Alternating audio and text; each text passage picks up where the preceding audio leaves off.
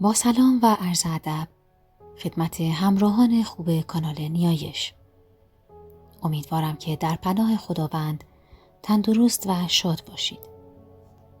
در برنامه امروز به متن کامل مناجات شعبانیه اشاره می کنیم. پس تا پایان برنامه همراه ما باشید. متن و ترجمه کامل مناجات شعبانیه.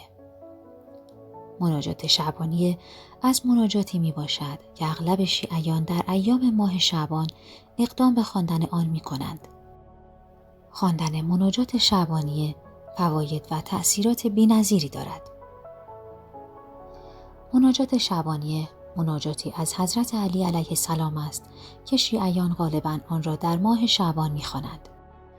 یکی از مسائل مهمی که در این ماه به آن تأکید شده است، خواندن مناجات شعبانیه می باشد که در روایات بسیاری درباره اهمیت فضیلت این مناجات بیان شده و لازم است که بدانید بخش این دعا دارای اثرات شگفت‌انگیزی هستند که با دقت در معنای آن به راحتی قابل درک است.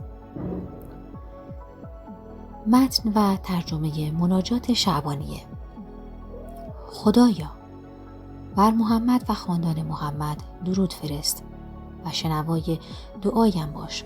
آنگاه که میخوانمت و صدایم را بشنو، گاهی که صدایت میکنم و به من توجه کن هنگامی که با تو مناجات مینمایم. همانا به سوی تو گریختم و در حال درماندگی و زاری در برابرت ایستادم. پاداشی را که نزد توست امیدوارم. آنچه را که در درون دارم میدانی. بر حاجتم خبر داری. نهانم را میشناسی.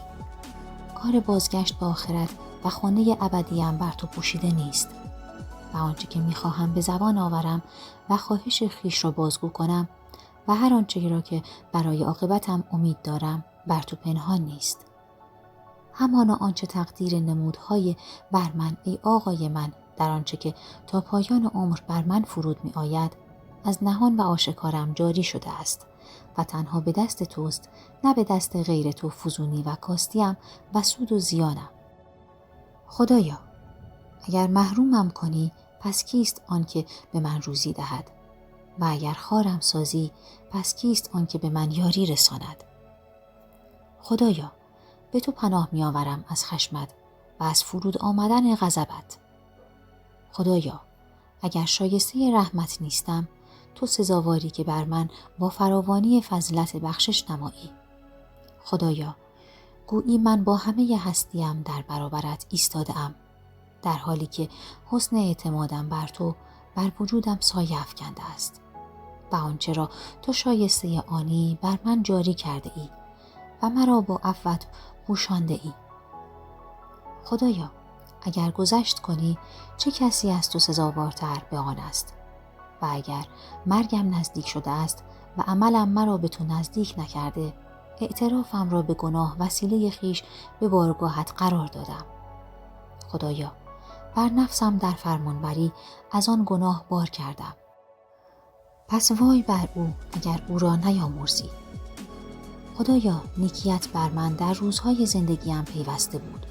پس نیکی خیش را در هنگام مرگم از من قطع مکن.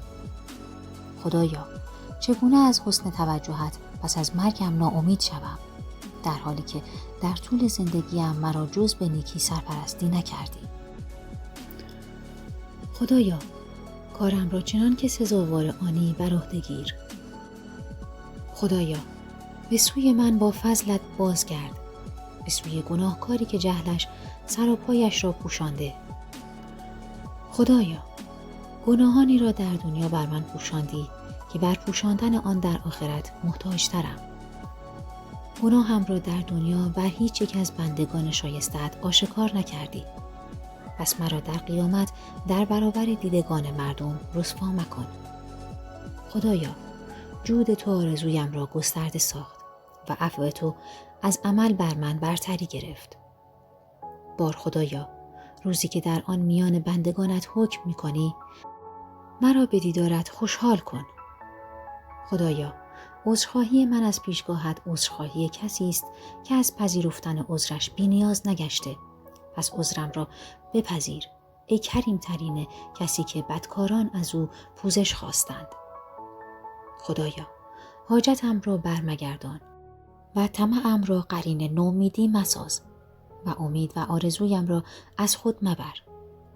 خدایا اگر خاریم را می‌خواستی هدایتم نمی‌نمودی و اگر رسواییم را خواسته بودی عافیتم نمی‌بخشیدی.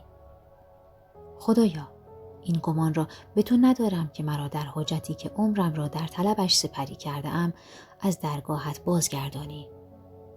خدایا تو را سپاسی ابدی و جاودانه، همیشگی و بیپایان، سپاسی که افزون شود و نابود نگردد، آنگونه که پسندی و خوشنود گردی. خدایا اگر عملم در برابر طاعتت کوچک بوده، همانا از سر امید به تو آرزویم بزرگ است. خدایا چگونه از بارگاهت با نومیدی و محرومیت بازگردم، در حالی که خوشگمانیم به بخشش وجودت این بوده که مرا نجات یافته و بخشیده باز می‌گردانی. خدایا عمرم را در آزمندی غفلت از تو نابود ساختم و جوانیم را در مستی دوری از تو پیر نمودم. خدایا در روزگار غرور نسبت به تو بیدار نشدم و گاه تمایلم به سوی خشم تو آگاه نگشتم. خدایا من بنده تو و فرزند بنده تو هم. در برابرت ایستادم، به کرمت به حضرت تو متوسلم. خدایا بنده ای هستم که به درگاهت از آنچه که با آن با تو روبرو بودم از کمی حیایم از مراقبتت نسبت به من بیزاری می جویم و از تو درخواست گذشت می کنم، زیرا گذشت صفتی در خور کرم توست. خدایا برایم نیروی نیست که خود را به وسیله آن از عرصه نافرمانیت بیرون برم، مگر آنگاه که به محبتت بیدارم سازی و آنچنان که خواستی باشم و از تو را شکر گزارم برای اینکه در آستان کرمت واردم کردی و همین که دلم را از آلایه‌های غفلت از حضرتت پاک نمودی. خدایا بر من نظر کن، نظر به کسی که صدایش کردی و تو را اجابت کرد و به یاریت به کارش گماشتی و او از تو اطاعت کرد. ای نزدیکی که از فریفتگان دور نمی شود و ای سخاوتمندی که از امید بستگان به پاداشش دریغ نمی ورزد. خدایا قلبی به من عنایت کن که اشتیاقش او را به تو نزدیک کند و زبانی که صدقش به جانب تو بالا برده شود و نگاهی که حق بودن او را به تو نزدیک نماید. خدایا کسی که به تو شناخته شد ناشناخته نیست و آن که به تو پناهنده شد خار نیست و هر که را که تو به او روی آوردی برده نیست. خدایا بر خوشبینیم ناامیدی و یأس را چیره نساز و امیدم را از زیبایی کرمت نبر. خدایا اگر خطاهایم مرا از نظرت انداخته، به خاطر حسن اعتمادم بر تو از من چشم پوشی کن. خدایا اگر گناهان از جایگاهم مکارم لطفت مرا پایین آورده، اما یقین به کرم عنایتت هوشیارم نموده. خدایا اگر غفلتت از آماده شدن برای دیدارت به خوابم فرو برده، ولی معرفت به نعمتهای کریمانه‌ات مرا بیدار ساخته است. خدایا اگر بزرگی مجازاتت مرا به سوی آتش فراخوانده، هر آینه ثواب برجسته‌ات مرا به سوی بهشت خوانده است. خدایا از تو درخواست می‌کنم و به پیشگاهت زاری نموده و رغبت می‌ورزم و از تو می‌خواهم که بر محمد و خاندان محمد درود فرستی و مرا از کسانی قرار دهی که ذکرت را همواره بر زبان دارند و پیمانت را نمی‌شکنند و از سپاست غافل نمی‌شوند و فرمانت را سبک نمی‌شمارند.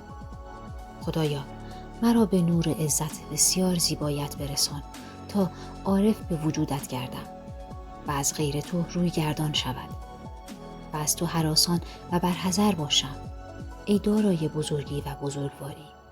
و درود خدا و سلام بسیار او بر محمد و خاندان پاکش باد.